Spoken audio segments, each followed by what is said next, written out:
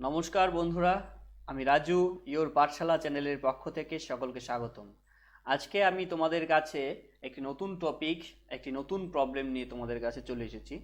সেটি হলো জেপিজি থেকে কিভাবে আমরা পিডিএফ ফাইল তৈরি করব। সেটি খুব ইজি এবং অনলাইনে তৈরি করব, আবার পুরোটাই ফ্রি। কোনো অ্যাপ্লিকেশন, কোনো সফটওয়্যার কিছুই দরকার নেই। চলো শুরু করা যাক।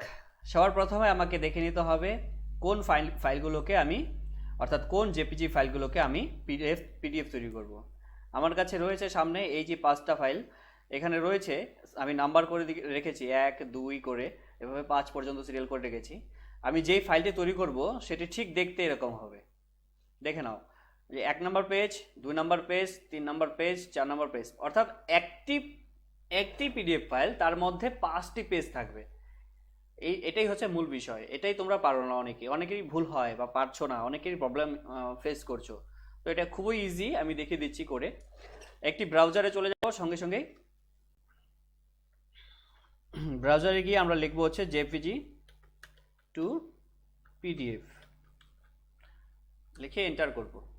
করার পর দেখতে পারবে তোমাদের সামনে একটি নতুন সব ওয়েবসাইট খুলে যাবে, সেটা হচ্ছে smallpdf.com। ওয়েবসাইটটিকে ওপেন করব। ওপেন করার পর বলছে স্মল পিডিএফ থেকে বলছে চুজ ফাইলস বলে একটি অপশন দিয়েছে। এখানে লেখা আছে উপরে যে জেপিজি টু পিডিএফ। তো আমি এখানে কি করব, ক্লিক করে দিব। ক্লিক করে আমি কি করব, সেই যে ডেস্কটপে আমার সেভ করা রয়েছিল ফাইলটি, অর্থাৎ এই নিউ ফোল্ডারে, সেখান থেকে এই 1 নাম্বার ফাইল, অর্থাৎ 1 নাম্বার পেজটি হচ্ছে আমার ফ্রন্ট পেজ, তাই আমি 1 নাম্বারকে ক্লিক করে ওপেন করে নিব।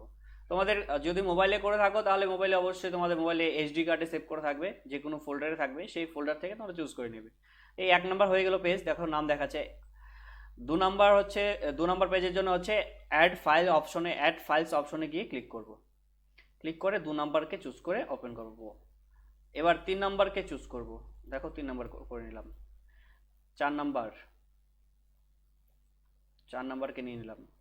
এবার হচ্ছে 5 নাম্বার, ওপেন করে নিলাম।